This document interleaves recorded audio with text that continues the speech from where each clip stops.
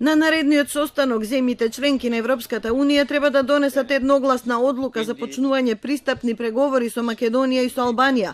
Ова е пораката што Европарламентот им ја испрати на европските лидери, усвојувајќи резолуција за старт на преговорите. Позитивно гласаат 412 пратеници, 136 беа против, а 30 беа воздржани. Во документот се нагласува дека недонесувањето одлука е стратешка грешка. Тоа го подкопува кредибилитетот на Унијата, бидејќи интеграцијата на земјите кои можат да станат членки и дозволува на ЕУ да ја задржи својата улога на меѓународната сцена, а на земјите кандидатки им овозможува трансформација.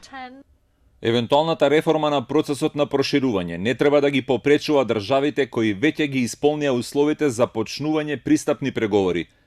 Земјите кандидатки треба да бидат оценувани во светлина на нивните сопствени заслуги, врз основа на објективни критериуми, а не врз политички размислувања во различни земји членки.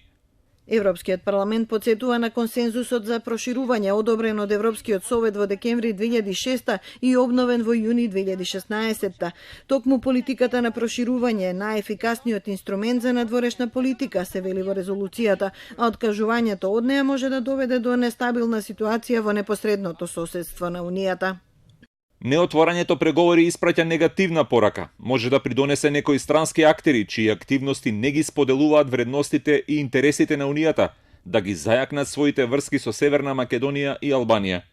Направена е грешка со недоделувањето датум за преговори, но поддршката од големото мнозинство пратеници ќе продолжи, му порача председателот на Европскиот парламент Давид Сасоли на првиот човек на нашето собрание Талат Џафери. Џафери, кој во Страсбур имаше повеќе средби со европратениците, рекол дека за нас е прифатливо унапредувањето на методологијата за пристапните преговори, но не се прифатливи било какви алтернативи и ставање на земјата во категоријата соседство на Европската Унија.